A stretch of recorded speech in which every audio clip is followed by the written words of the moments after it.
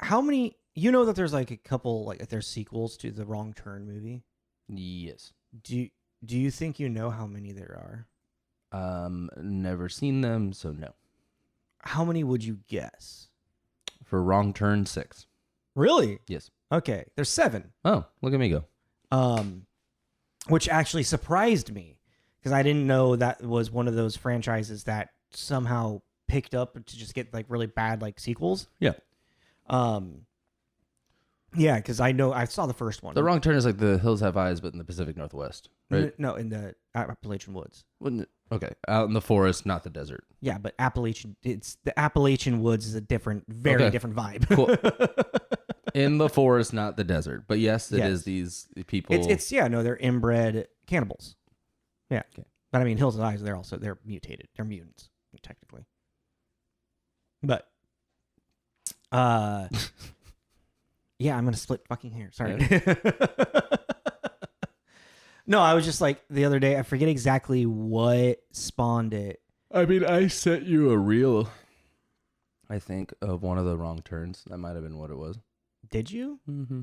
Oh, is it the guy in the red flannel hunting? Yep. Yeah. And I was like, wait, how many are these? And I was like, and then, yeah, in 2021, the 7th one came out, which is a reboot remake of it. So well, I said it to you because the scene was actually kind of scary. I was like, oh, this might be interesting to watch. Oh, it's scary to you? Well, because I liked The Hills Have Eyes a lot. I mean, you would maybe like the original first Wrong Turn with Eliza Dushku. Like, who the fuck is Eliza Dushku? What was the?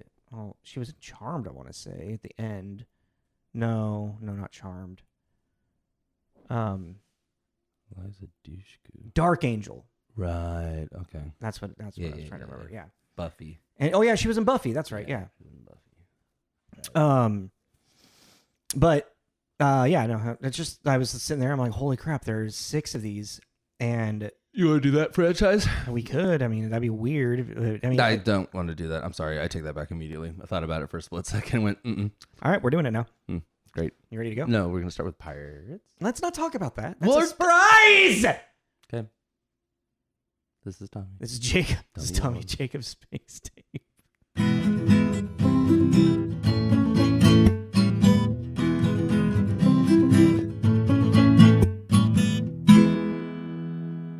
Hello, everyone. Welcome back. Gobble, gobble. Happy Thanksgiving. Gobble, gobble, motherfucker. Turkey time. Gobble, gobble. So, yes, it is. We are now in the holiday seasons. So we previously were doing a Dead Dad block by accident. Hard shift. But this is TJ's Mixtape. I'm Tommy. That's Jacob. We are two best buds. We like talking about movies, and we talk to you about them. Who made them? Who's in them? And then give an arbitrary rating at the end. I am lackluster about this one, so I'm going to try and put a little pep in my step. Well, let's do the game first, then. But I was getting there. At the end of every episode, we randomly generate 2 actors and connect them via co-stars and other films they are in. You can play along in the comments. So last week, we ended with Jackie Chan to Adam Driver. Mm-hmm. And at the end of this episode, we'll randomly generate 2 more, and you can play along. Like I was saying, what did you get to connect the 2? I got 2. 2 of them in the middle. Adam Driver's in The Dead Don't Die. Cool. With Bill Murray. Cool. Bill Murray is in Life Aquatic with Owen Wilson. Okay. Owen Wilson, Shanghai Noon with Jackie Chan. Nice. Mine was Jackie Chan and Rush Hour 2 with Don Cheadle, and Don Cheadle is in White Noise with Adam Driver. Oh, nice. Okay. I had this weird memory of Don Cheadle being in one of the Rush Hour movies. Yeah, I don't. I legit only remember Chris Tucker and Jackie Chan. Yeah, he's in the second one. I can't remember who he's wearing. Like, I had this memory of Don Cheadle in traditional like Chinese garb. Okay. And I was like, why would I remember him in that? Yeah. And so I just kind of thought of it. And I was like, it must be one of the Rush Hours. And it was like, it's not the first one. And I don't really know the third one. So it's got to be the second one. So I just typed it in the thing to see if it made the... Lo and behold. Lo and behold. Don there Cheadle. we go. Yeah. So, yeah. That one was pretty easy. So, yeah. At the end of this episode, we will randomly generate 2 more. But we are taking a break. Well, no. We are done with our accidental dead dad block. And we decided to do a movie that I have mentioned a few times in the passing years. I regret it with every fiber of my being. Yeah. 2015's Jim Henson's Turkey Hollow. Yeah, you did this to us. Yeah, I didn't realize it was a made-for-TV Lifetime movie. I would have definitely changed my mind if I had known that from the get-go. I mean, we did make the decision to not really do any kind of research on it because we were just like, oh, that'd be really cool because we don't know anything. I don't know where you found this or where, what, how. It's just somewhere in the Muppet stuff. It was in, I just remember it was when we were trying to figure out Thanksgiving movies just to go along with the, and I just looked it up and this came up because it's Turkey Hollow. It's not really anything about anything. It's the name of the place. Yeah. But, but it also takes place over Thanksgiving. Yeah. So there we go. What'd you think of it? I definitely didn't like it, but I will say it was not one of the worst things we have watched or reviewed. Oh, I think it's definitely up there, personally. But I figured out why yesterday. Because it was nothing that we were expecting it to be. Because the whole Jim Henson's, you're expecting there to be Muppets or more puppets than there actually is, and it's more human driven and that story than anything. Well, and it's like it's misleading. The like okay, like with Muppets, the ones we've known and love. Mm-hmm. Well, when I was doing Jesus, that was weird. How was that? It was my like popped into place. Weird. Yeah, and I heard it really loudly. I heard it. Sorry. Okay, like the Muppets, because once I was doing my notes, I put on the Muppet Show and was just watching it, and they are very wholesome and very humanized, and there are moments that you kind of forget that they are these because they're just such characters. They are a puppet. Yeah. And but they have so much personality and they're so real and very genuine. Mm-hmm. Like it was the scene where Kermit breaks up with Piggy, and it actually has like a lot of like heart and emotion behind it, and you're like, oh shit, you kind of forget. And then on the other end, in the Henson creations, you have the really unhinged shit. Yeah. This was neither, and that's kind of the issue. Yeah. Like, it needs to be really wholesome and sweet, and you love, Kermit and Piggy and Gonzo and all the whole gang, Or there's like the really unhinged kind of sketsy Dark Crystal kind of vibe thing that you need to do. And this just didn't have either. It tried to be really wholesome, but in a Lifetime movie kind of way. Yeah. Well, I hated it. And we can get into that because, it wasn't, because I will say it wasn't because, Super Mario Brothers might be one of the worst movies we've ever reviewed. I think that's better than this. You're fucking wild then. That's crazy for you to say that because that movie doesn't have any kind of a coherent storyline. No, but really. but again, it's unhinged. And that makes it entertaining to watch. That's fair. That's what I mean. Even like the set design and the costume, everything about it's just like this is just, I don't know, even the puppets were kind of lackluster in my opinion. I'm sorry, that seems so rude because it is this thing that someone made. But they don't have the same like energy or personality that all of the other Muppets. Because they kind of reminded me of the fire goblins in Labyrinth in a way in their design. But the fire with less personality than those things. Yeah, those things had some that had a unhinged, but wild. They had personality. Well, let's go through all of the stuff then, and then we can really kind of. You want to go through all the stuffing? Hey, surprised to find seeing you undressed. What the fuck was that? Got little Timmy over here reading the dictionary. Got a very sexually frustrated sheriff. So I guess there is some unhingedness in it. There is. No, there's a lot of unhingedness in this. The dude's dating his cousin. That was awesome. Okay, I will say that there were some banger lines in this that just came out of nowhere. You're like, what the fuck? That was cool.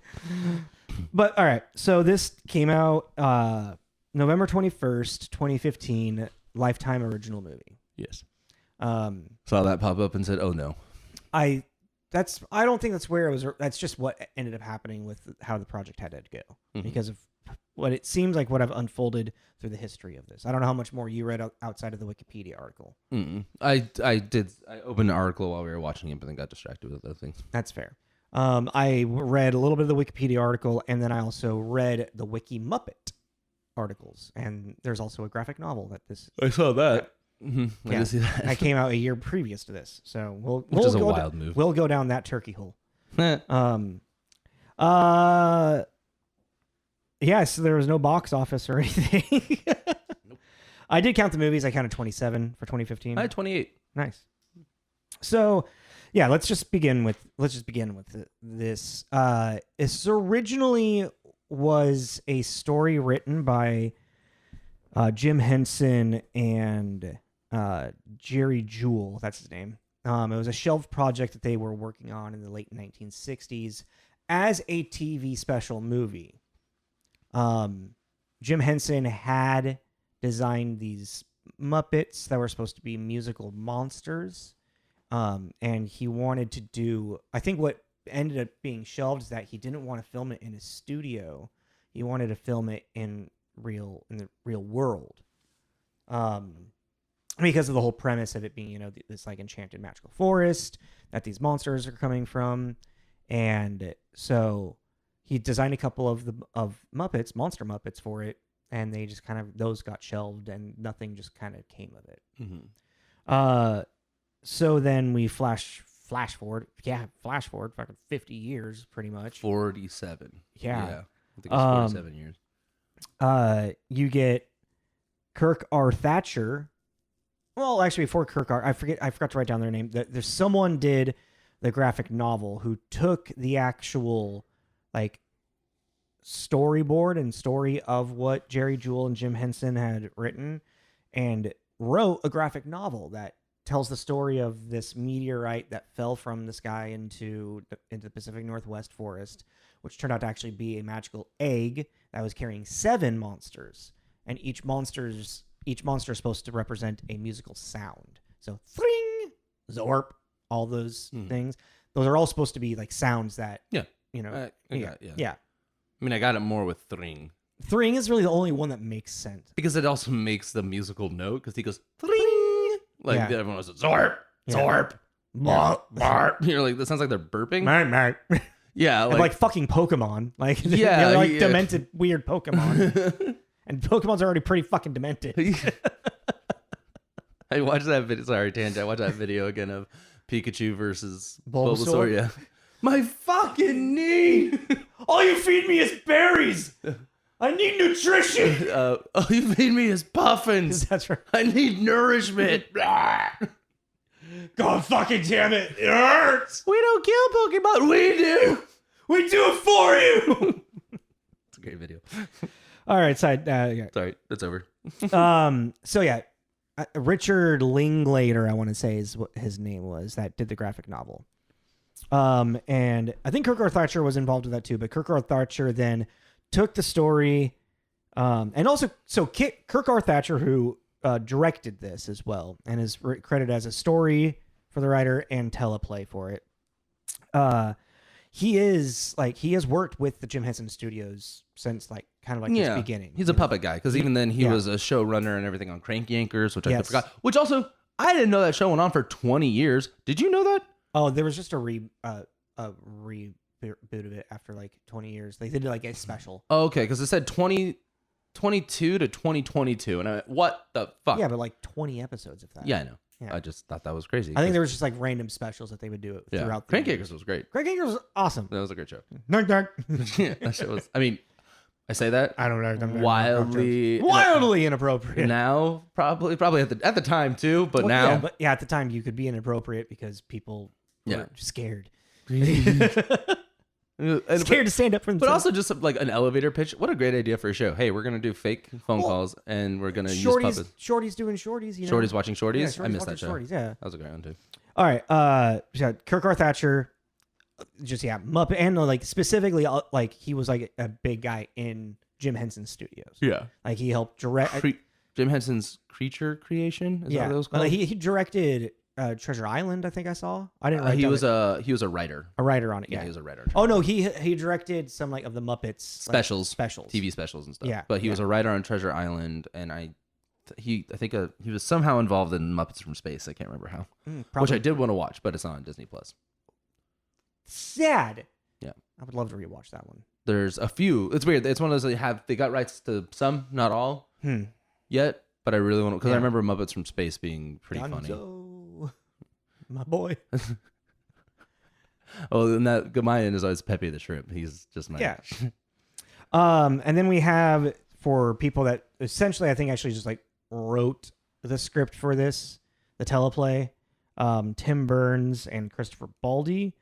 Tim Burns, I noticed two things, like American Werewolf in Paris, which was interesting. It's like the sequel, right? Yeah, the way late sequel. Yeah.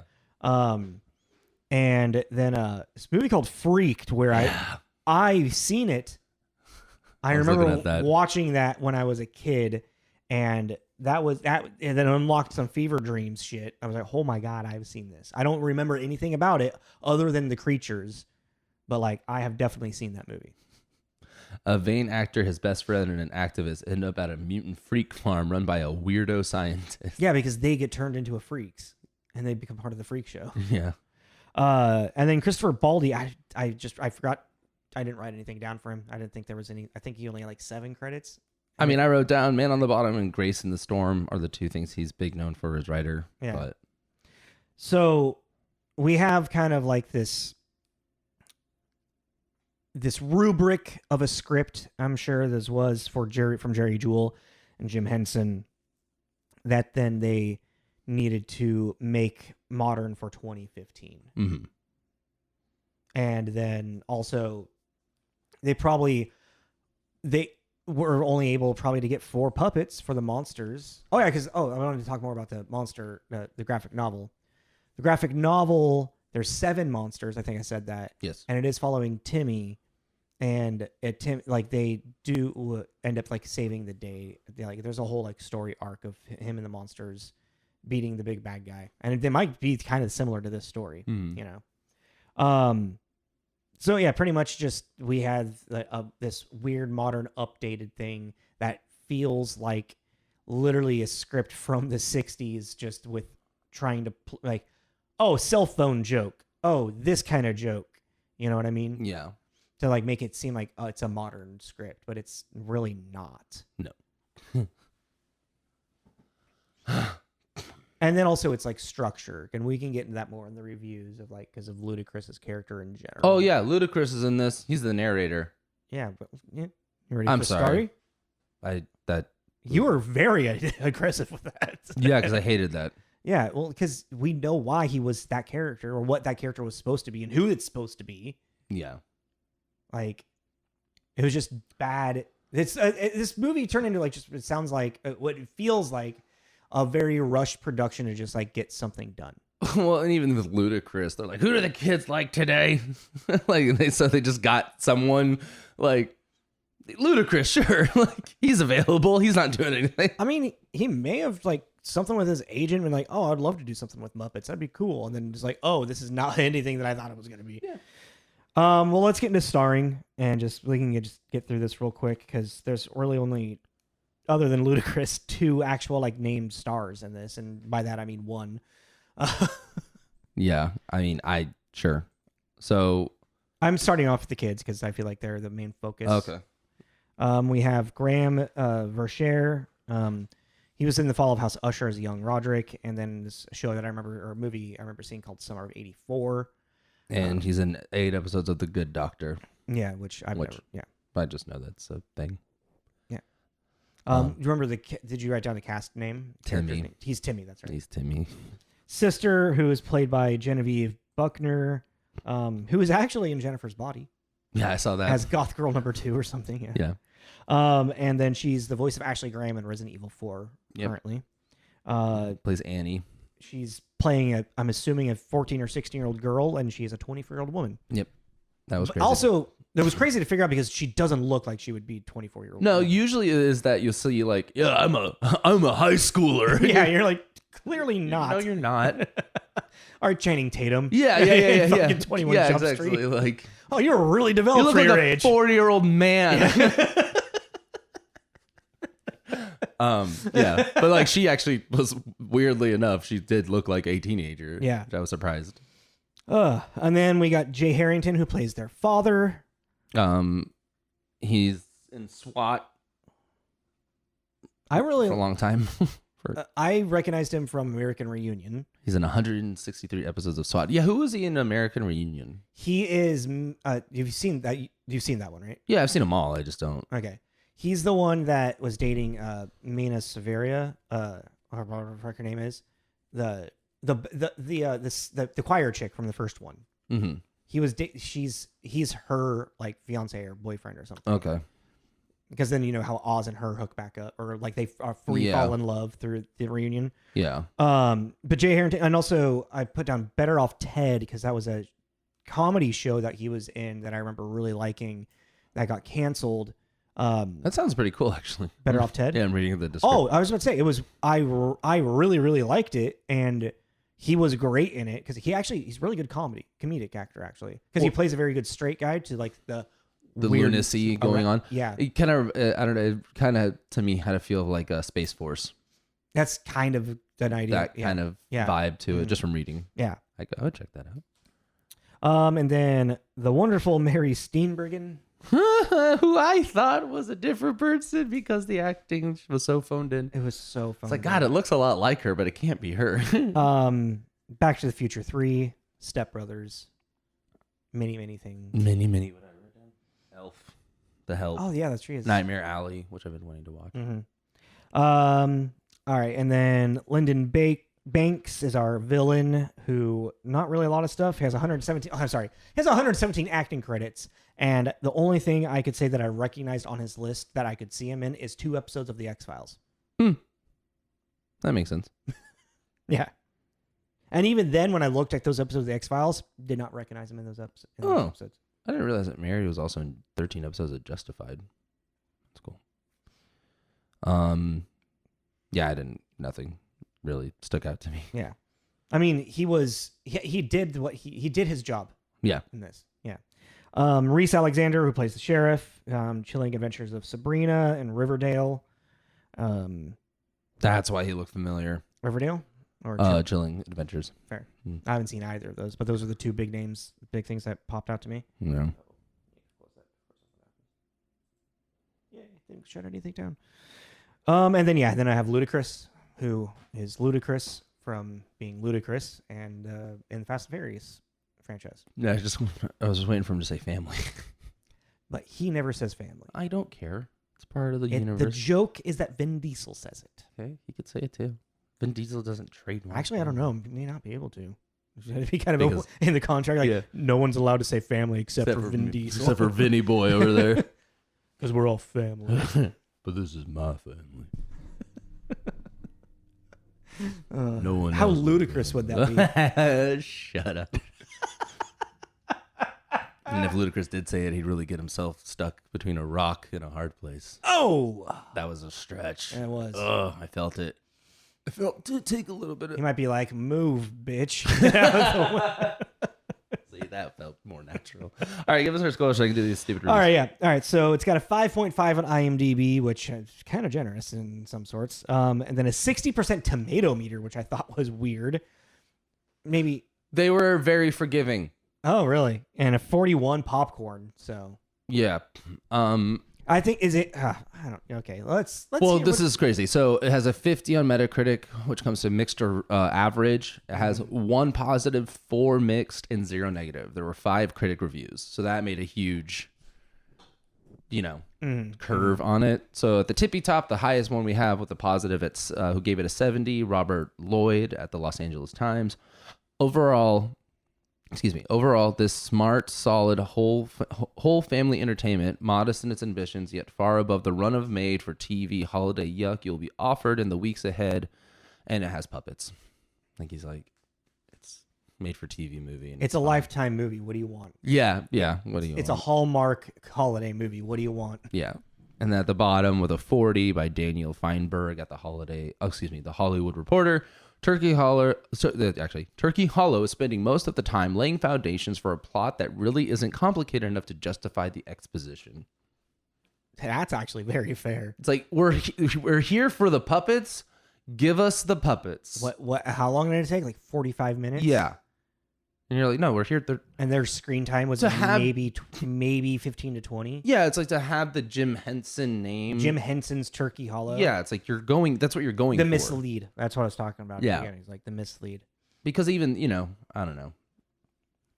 It just, like, and that we were saying too, we can now just get into it, like Ludacris being the narrator, they're trying to do the Gonzo Rizzo thing. Yeah. But like, one of the best things about A Muppet's Christmas Carol is Gonzo and Rizzo being Gonzo and Rizzo. And being Dickens is he's Dickens. Yeah. Narrating the story, and they have the little, their little breaking fourth wall moments and stuff like that. Yeah. And Ludacris is kind of trying to do that, but it's like, it's just phoned in. It just nothing felt. It's phoned in, and it's not cleverly written. No, I thought I was gonna have a laugh track. Come on, I was really banking on having a laugh track, and you're trying to make us laugh at the lack of a laugh. That's crazy. I was like, that's crazy. That's a crazy move there, right? Mm-hmm. All's well as the ends well is something that William Shakespeare said. I don't know what it means, but Shakespeare's always right. What? Yeah, like. Okay. But it's like there's all of the writing for that. It's I don't even know how to really explain it properly in my brain, because it feels like it's like, oh, this is just like clever. This would be funny, clever writing for children in 1960s something, 1970 something. Well, but that's what I was going to say. Like, I don't know who this movie's for. Yeah. Because it's like, okay, it's the Jim Henson Presents yada yada puppets. Well, we're not really going to have any puppets in it. It's on Lifetime. I mean, it's Jim Henson's because Jim Henson wrote the fucking story. Yeah. But, like, we're not really going to have any puppets in it. It's going to have that Lifetime kind of drama thing, like that drama thing about the now single dad family thing. That's what I mean. It's like, it's the really... dad figuring out how to navigate his divorce. Yeah, like, it's boring as shit for children. It's not really interesting for adults.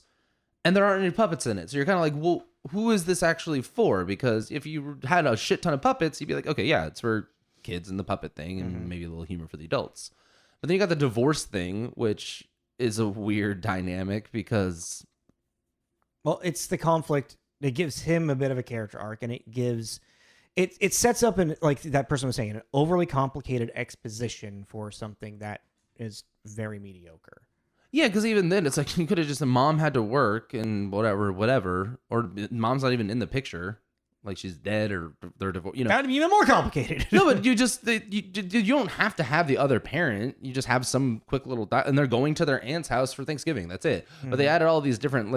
these different layers of just kind of like, well, we really don't need all because this. what it was meant to do was to cause that sense of them...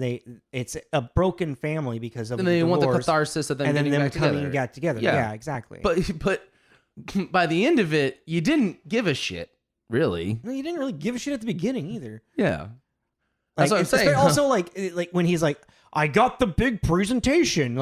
That's all. It's like, it is such a stock excuse of like why he's like avoiding the kids for what company? What is this presentation?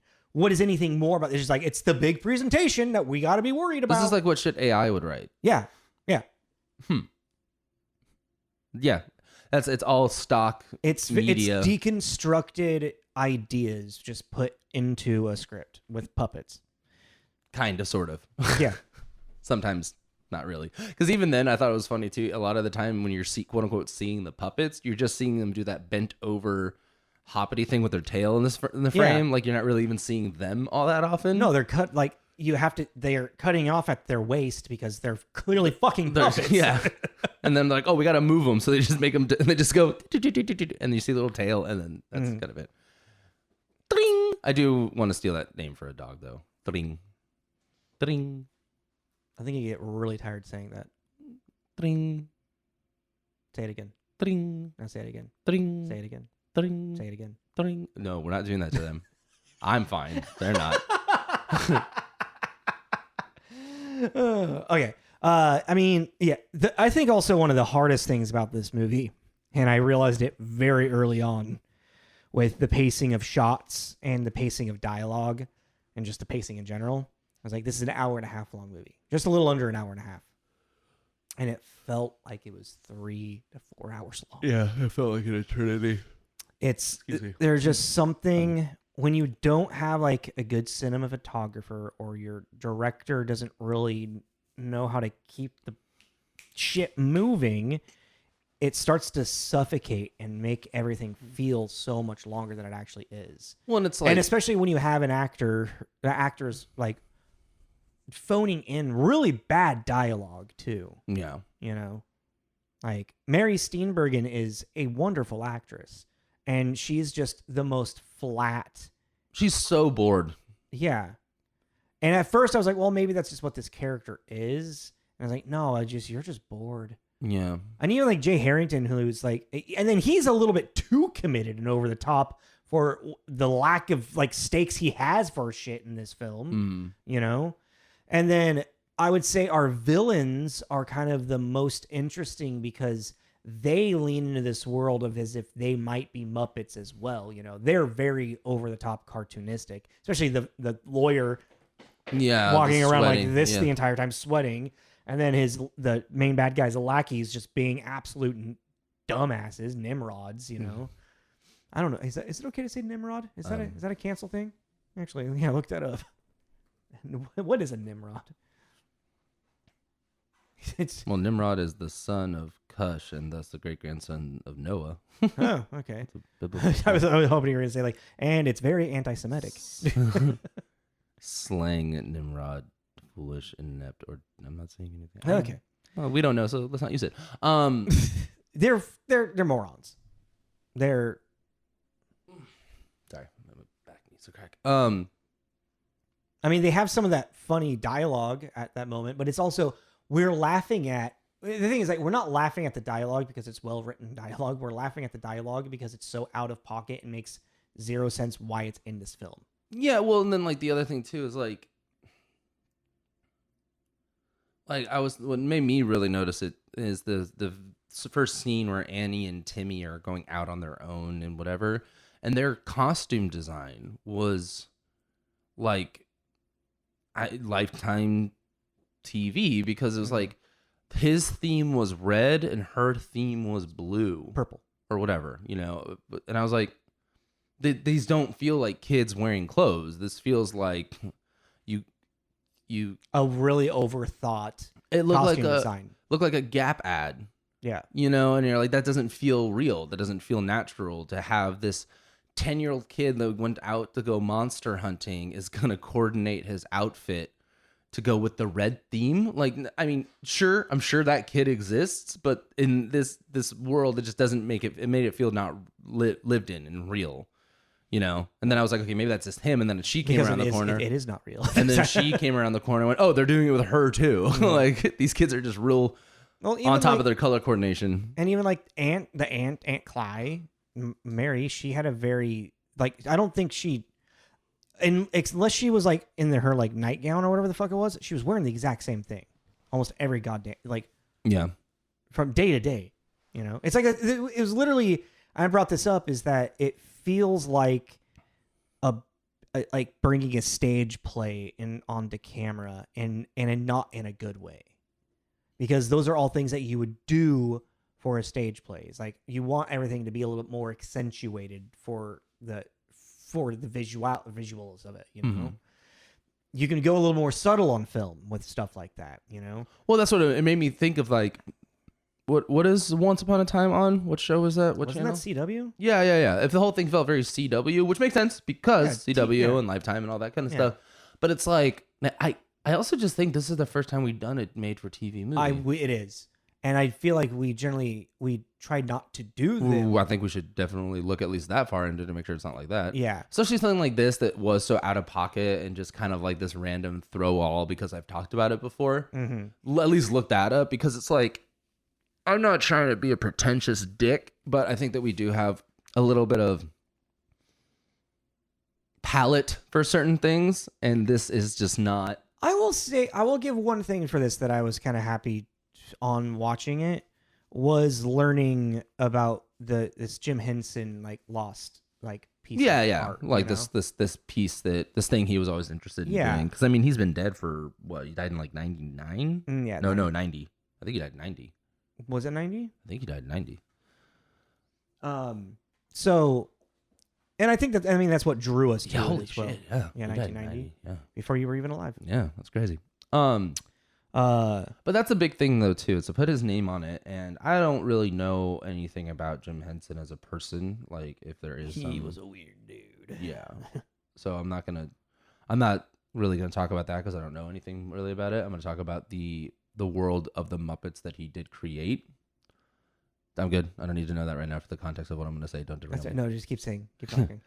But that is something that is very lacking in this too. And it's like, I was thinking about it when we were watching this, is that you have Zorp and Thring and all these guys, and they cannot live within the Muppet world without acknowledging that, because in the Muppet world, the Muppets just exist. They are seeing a Muppet walk down the street is not an odd thing, because they are now just part of the community, almost like, Who Framed Roger Rabbit in the cartoons. Mm-hmm. The Muppets just live. So if this is going to take place in that world, there would have to be acknowledgement of like them being surprised at seeing that surprise at seeing these creatures doesn't fit. And so it's already not connected to the Muppet world at all, because to me, the humans would be like, well, I mean, one of our biggest celebrities is a talking frog. So, yeah, but that doesn't discredit from when a monster looks like a monster. Okay, but so many of the Muppets are monsters. Like, there's the frog, sure. There's the pig, and then there's Gonzo. What the fuck is that? He's an alien. Yeah, and they were pretty cool about it. You know what I mean? Like, that's the goofiness of all of it. No, as yeah, well. I know. All I'm saying, the point I'm making is that inherently this becomes kind of an issue because of the fact it cannot live within the Muppet world without kind of breaking some of the rules. Unless they introduce a Muppet that sees them and has a response to them. Yeah, you'd have to write in that thing. And that's okay. And again, where I really think there was going to be Muppets in this. In this original story that Jim Henson and Jerry Juhl wrote, I think it was going to be an adventure with Timmy and Gonzo and lead into or Fozzie and all of this, and they're going to lead into finding these new Muppets. You could see these guys popping around and having interactions with Animal and especially like that really weird one-off Muppet joke of like Thring falls down. And then you get the subtitle of like, go on without me, save yourself. Yeah. And the other one's like, screw it, let's go. And like picks him up. And you're like, don't be a bitch. Yeah, like, pretty much. Yeah. It's kind of the vibe he had. And you're just like, whoa. Like, it's the only time we see them that they can communicate somehow. There's no establishment of any of it. There's nothing. It's just so random and out of blue. Yeah. That it's a little jarring. But I get the container of what just happened, but it was an expired product. Yeah. Well, or even like that. And that was what was kind of like hilarious about it, was just those 100, like and that's even the thing. Everything about these things was introduced as a plot device later on, which I know is writing. I understand that, but there was like no attempt to make it feel natural. Mm-hmm. These things eat rocks. Mm-hmm. That was so random. I didn't even cross my mind that was going to lead later into the thing that we need them to do.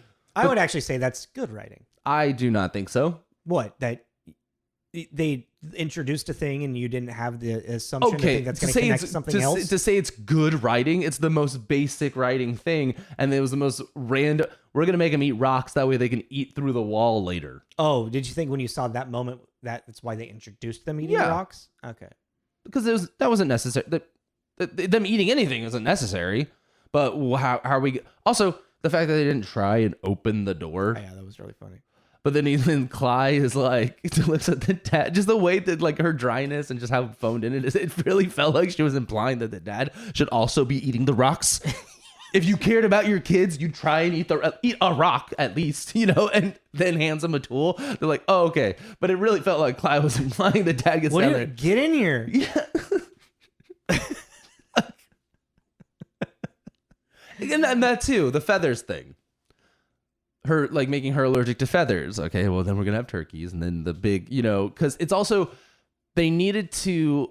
Well, that's also, I feel like that's very much children's TV writing. No, because what they needed to do is they needed to make it so they were actually in danger, but they couldn't make these adults advertly go and try and murder these children. Because this is 2015. Until later. This is 2015. This isn't when we grew up. Like bad guys were killing kids left and right. They did not care. Yeah. Even in kids' shit. There was some wild shit happening back then. You ever seen Annie?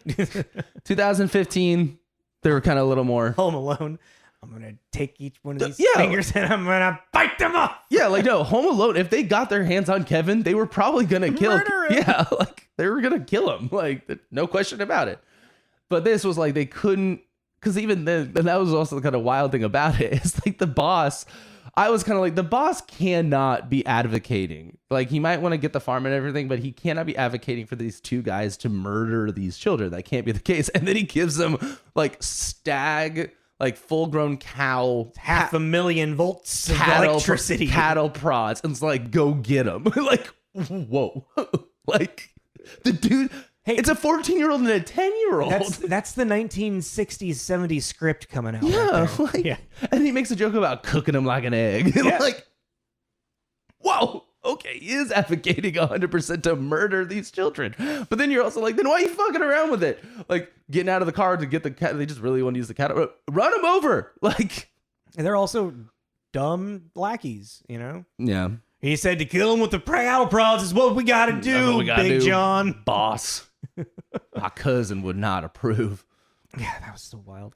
Well, and then again, like once we find out, the big story of this as well, we kind of skipped over that, is the kids are, the young Timmy is trying to go out into the woods to find the hoodoo to save the farm. And the hoodoo is like a Sasquatch, Loch Ness monster, an urban legend. You get a picture of it, you get $10,000.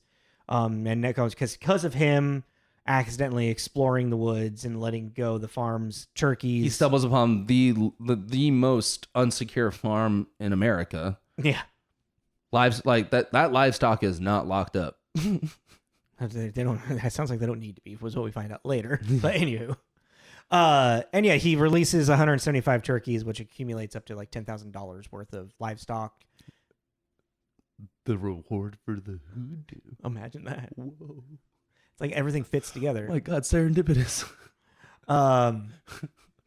So then he goes out, and then it's when he finds the monsters, and then you find out that the monsters themselves are the hoodoo when they fuse together in musical harmony. Yeah.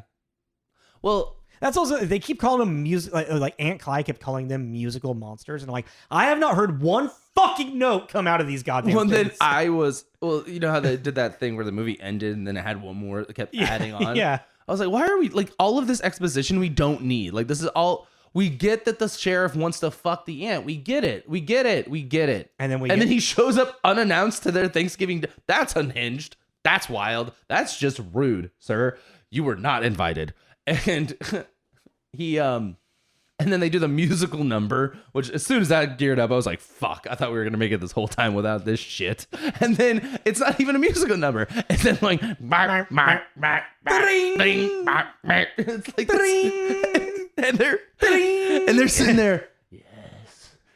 Yes. And you're like, no. Like, this is a fucking banger, dude. Yeah, it's like, no. Also, what it felt like to me was, you know. And then Ludacris comes out for one final chat. Go away. You're not part of this family. But it's even like, I don't know. We've done a couple kids movies, and I think that it comes down to, I think it feels like a lot of writers, when they're writing this stuff, really think kids are stupid, which some are. We watched We're Back how many times when we were kids? Yeah. But then there's also movies that are really heavy and depth and have a lot to say, like Secret of NIMH. I would not consider Secret of NIMH a kid's movie, though. It is, though. Why? Because at the time when it was created, it was an animated movie. Like, this resurgence of animation, that's all from us growing up watching these movies. That's the animation, to me, has a new life breathed into it about being not just for children, because there is stuff like Bluey and, you know, and even Bluey. Bluey is a really well made, people love Bluey. Adults love Bluey. They're like, this show is great. I've seen scenes from Bluey that have made me tear up. Yeah, like, so you can do it. Yeah. But it's like, I feel like, again, kind of what you're going into, the dated script. This was written at a time when the people writing this, it felt like just they think kids are stupid, because they are. But they're also, you need to give them a little more credit at times, because there are things that are out there that are really incredible kids things that are written really well. And then I think this is where it's kind of going into the problem of it being now the television movie. I was going to say, leading into that, just real quick to finish that thought, is I don't think this came in with a solid identity and they weren't really sure what they were doing. Because of the fact that Lifetime picked it up and they had to make it has all those Lifetime things. And now there's a deadline of when we need a script for this, for X, Y, and Z. Yeah. And then all that it's going to turn into is literally someone being like, okay, and this is what this script has. And it legitimately does. A clear beginning, middle, and end, and character, very shallow but very clear character arcs. And our villain that has his rise and fall, the last minute ditch effort to save the kids and save the farm. It has everything for a recipe of like a movie, but it's a very bland movie. Yeah, it's a non-season Thanksgiving dinner. Like it's a lasagna with some pasta, some tomato sauce, and no ketchup. Ketchup. Yeah, not even tomato sauce, ketchup. And then what cottage cheese instead of ricotta? Yeah. and it's gluten-free pasta. Maybe not that far. God damn, you're really getting into there. But yeah, but it's literally just like imagine. I think I can make that work. What I just said? Yeah, I can make that. Ketchup lasagna? What the fuck? With cottage cheese and stuff. No. I will take that challenge. I bet I can make that really good. Just those 3 ingredients. Well, no, you got to doctor it up a little bit. Well, that's what I'm saying. But the main bases, though, you take the bases because ketchup is just tomato paste and vinegar. Nah, salt and pepper. It's a little more complicated than that, but no. But boil it down. The basics. It's not really that crazy, really, if you think about what ketchup is. Anywho. But yes, it's just a very bland scrap, and that's even the thing too. Is it just the people phoning it in is just kind of like, well, okay, let me actually kind of fish a little more. That thought is like the actress phoning it in. That's one thing, because whatever script. But if you have a deadline, especially for like a TV movie like this, you have to make sure those building blocks are set down in stone. Yeah, you have A, B, and C. You need to fill up the gaps in between. And then it's like, okay, well, let's just let's fill in those gaps and let's do that. And then I go, okay, well, I got 24 hours. This is the script. And they're like, okay, cool. And there's probably no one like reading it to be like, oh, well, we don't have a good character arc for this person. I mean, maybe, it just feels like it's like, here it is. And they're like, okay, we're done. Well, that's the thing though. It's like with this everything I understand about Lifetime. That's what these things are. Hallmark movies, all of them. Yeah. Yeah. It's like and that's why I was saying I brought up like CW. CW does it too, but I kind of give more credit to CW because I feel like they put a little more thought and effort into it. Just feels that way because I've watched a couple of their superhero shows and like The Flash. Like The Flash isn't anything to write home about. It was really entertaining. Wasn't it the same story every season pretty much? Yeah, it was. It reminded me of Lilo and Stitch show where like they go in there. A Lilo and Stitch show? Yeah, and they went. You know how he's experiment 626. Yeah. All the other get out and they have to go and collect each one. And they all have, that actually sounds like a fun show. But that's what The Flash was. It was just like a different villain every week kind of thing. The villain of the week thing, yeah. Yeah. And it was that's what it reminded me of when I watched it. Mm-hmm. Yeah, and the Lilo and Stitch, and it was always like each one, since it was a piece of Stitch, had some kind of power of his that was really exasperated. Like this one turned into a Human Torch, like into a fire lava monster, and they had to figure out how to beat it and stuff. But it's like, or even once got really off the rails there, but that's any show that goes on for 12 seasons or whatever. Yeah. But the beginning of Once is actually really entertaining to meet all these like different storybook characters and like fairy tales and mixed together, and they live in the real world, but then you get flashbacks to when it was the storybook world, and so it's like CW. I have seen things that I've like, okay, but every time I see anything on Lifetime and even a trailer of it, I'm like, because there's also those jokes about how like in the Lifetime movie, the woman wants to go on vacation and the bad guy boyfriend is like, no, I can't just up and leave my responsibilities in life. And then the hero of the movie is just any flannel wearing dude from That's Hallmark. That's Hallmark right there. Oh, okay. I know, it's kind of like, it's kind of almost all the same thing, but like there is I would say the biggest difference between like a Hallmark movie and a Lifetime movie, and this one sticks out from that, is that the Hallmark movies are generally going back to the small town. The woman who independent woman, or the woman trying to refine her independence, and then the flannel wearing guy that was high school boyfriend. No, it wasn't even a high school boyfriend. He was the high school like weird kid or silent kid or fat kid. Then got hot. Yeah, exactly. Became a man in a flannel. Yeah, exactly. Became brawny man. Yeah, exactly. Yeah. Okay. So then Fabio. What is Lifetime then? Lifetime is generally more like this real life crime picture. Oh, is it? Yeah. Oh, okay, so I'm turning Lifetime into Hallmark. No, that's true. You're right. Okay, it's like some dramatization. Yeah. Whoa. Of this woman that was brutally murdered in a bar 6 times. Yeah. Kept coming back. Yeah. The true story. Or like how what was the one with the girl with Munchausen syndrome where the mom Gypsy Rose. Yeah. Like there's a Lifetime Gypsy Rose movie. Yeah. Yeah. Well, isn't there a there's the Hulu real series. Okay, that was like there's a real one. Yeah. Sorry, that's so rude. There's like a real with what's her name, right? Joey King. Yeah, Joey King and Patricia Arquette. Yeah. Great cast, actually. I heard that show was really good. Same. Yeah. But that's the thing, is that Lifetime is generally more of that. So this is a Lifetime movie, this is Lifetime trying to do a Hallmark movie? Well, but you got to think, they're all owned under the same studio. Yeah, but let's just, we don't need to get into all that, but that's what it is. It's Lifetime trying to make a Hallmark. And Lifetime will also do like very like touching, like the more of a spiritual one with like, and they found God, Okay. After being murdered 6 times. And Lifetime original movie, Sylvia finds herself again. It's more of the like Hallmark is more of the feel good romantic comedy. Lifetime is more of the slice of life. The shit. Yeah. Like there's more of a generally more of a recreation versus a fantasy. Yeah. Is that? Yes, but and then add in also like they'll do more of a drama. Yeah, that isn't based off of a real life thing, but just a drama. Yeah, a bad drama, but like just Yeah. Okay. I mean, I think that the biggest we've talked about we kind of brought this up more with like video game stuff and like slapping a title, putting Jim Henson's on this because of his story. Whatever. It is his, yeah. It's not, but it is. It's not, but it is. He's been dead for like 20 years at this point. It's not. And his children signed off on it, and one of them was and they're not him.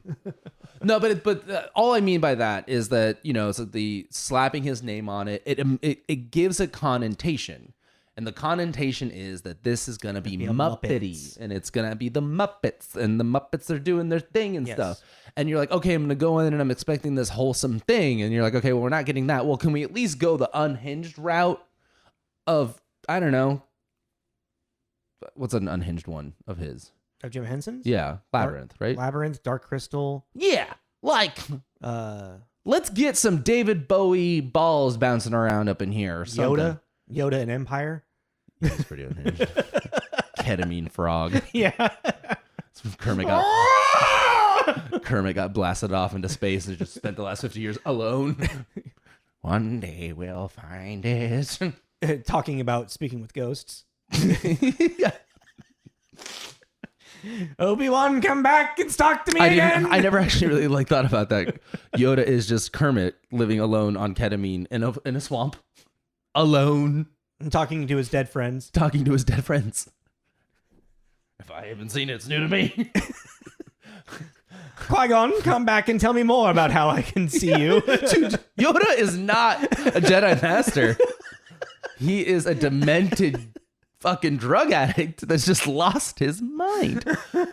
No, but it's like, because even then, like, okay, Dark Crystal is a kid's movie. It is because of the idea. It is a fantasy about fighting evil, and it's like at the end, but they made it really. And your main character is like a teenage elven hero youth guy thing. Yeah, and so it's like Tom Cruise in Legend. Yeah, like even that Legend is a kids movie, but they do there are so many elements because of the just inherently. I think that a lot of fantasy goes into that because of the whimsical and the magic and everything like that. But then obviously something like Lord of the Rings is not a kids movie, but the fucking Hobbit is at the end of the day, just because of the purity of it. It's not very complicated. It's pretty black and white. evil, good. Dark, light. Gandalf the White. Gandalf the White. Saruman. Like, it's just...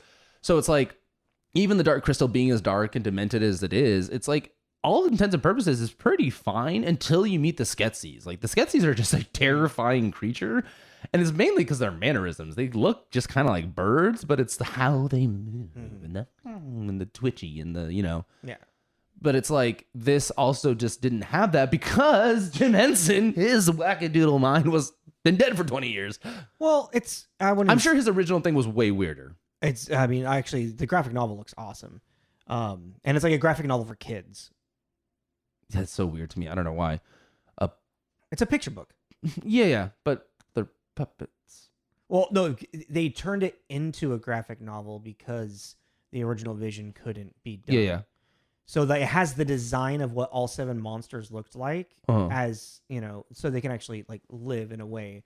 But going back to what you're talking about, is a very long-winded kind of way to go into like really the biggest problem with this movie is that it misleads you with the moniker of Jim Henson, and you in an hour and 27 minutes of a film, you only get maybe 20 minutes of puppets. And I will just tack on to that too. Maybe 20 minutes of not very interesting puppets. Yes. They don't really have a lot of character. And Jim Henson stuff, our main characters, well, generally our main characters are the Muppets. You have your exceptions with like, A Christmas Carol and Treasure Island. Tim Curry he's not the main character, but one of the main characters, obviously. Well, I mean, he is the villain. Yeah.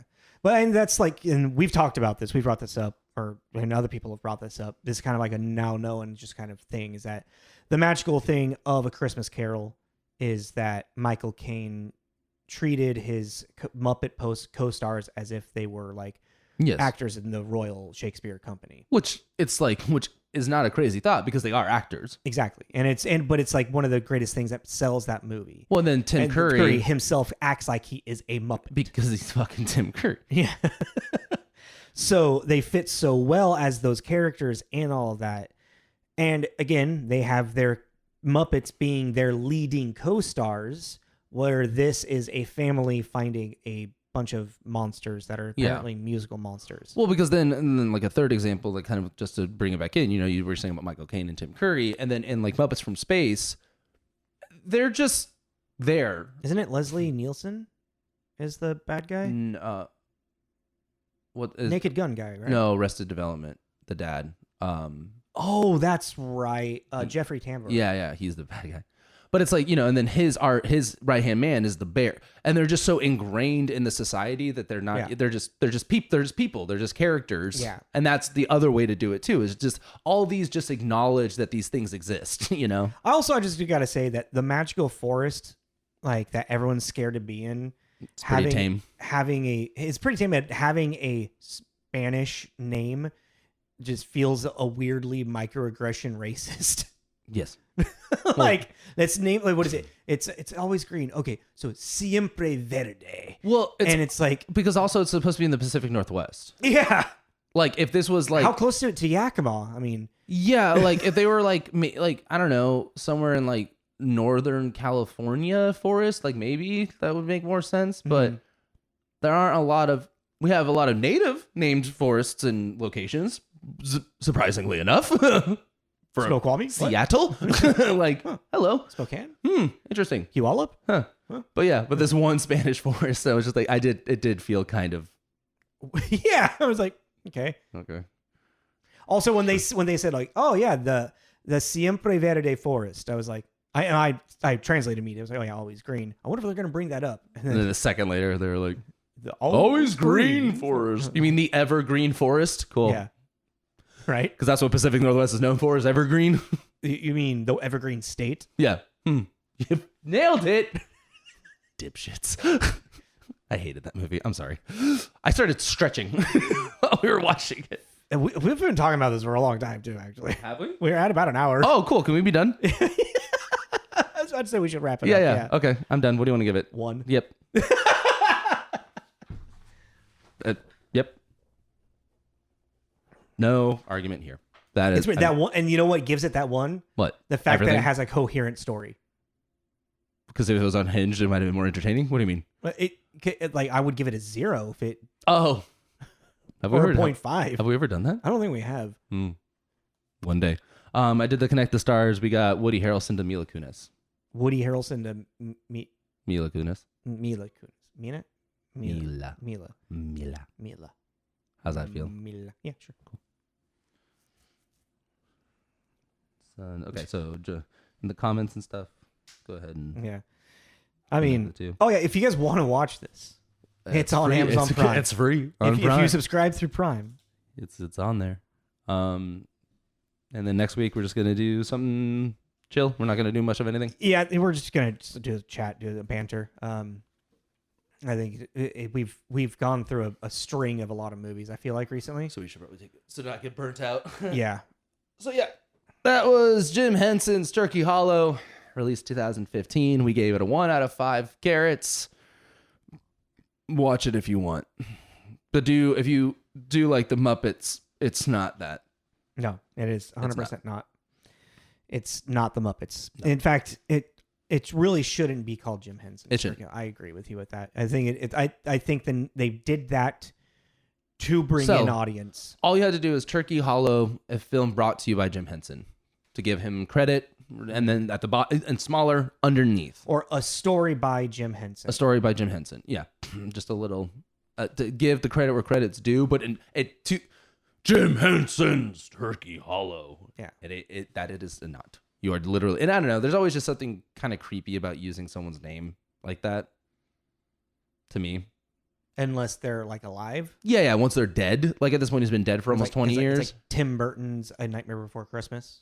Yeah, but he's alive. Yeah, I know. So that's fine. But it's like, I'm sorry, but yeah. So I'm just clarifying what I'm saying. Yeah, is like to do it post death, and it's like, yeah, their children sign their name on it or whatever. Like whoever's in control of the estate, like who needs money? Yeah, I find it a weird way. Yeah, I just find it creepy and kind of weird. Like, no, don't. It's like, and when I was doing the research for this, I was really hoping to find like this was my father's like one passion project he never got fulfilled, and it was just nice to kind of see it actually done, even though it isn't very good. Yeah, there was the intent for this to be this thing that he just never got around to finishing. Yeah, and it doesn't. And who knows? Maybe there is something like that. I feel like there is. I feel like that's where it started, and then it just kind of like snowballed. But I think the classic studio got involved. Yeah. Oh yeah. So join us next week. Play the game. So again, it's Woody Harrelson to Mila Kunis. We're not going to do the game next week then, I guess. Well, yeah, we can do the game. Okay. We haven't done banters. Yeah, I know. That was more also. Was that because you just hadn't done it? Cool. Yeah, I'll call you out. I just added myself. So yeah, join us next week. We're just going to chit chat. I don't think about anything in particular. We'll see what happens. Hope you have a nice holiday. Yeah, actually, this will come out right after Thanksgiving, so I hope your Thanksgiving. Yeah, if you celebrate, and if you don't, Friendsgiving, whatever you're doing, we hope you had a good time. Even if you're just getting drunk and making a sandwich. Hopefully, there's some turkey. Some turkey. If you don't like turkey, I don't like turkey, so I get you. Follow us on Facebook and Instagram. All of our promos will be on there, along with our link tree. And yeah, this is Tommy. This is Jacob. It's Tommy and Jacob's mixtape. No turkey.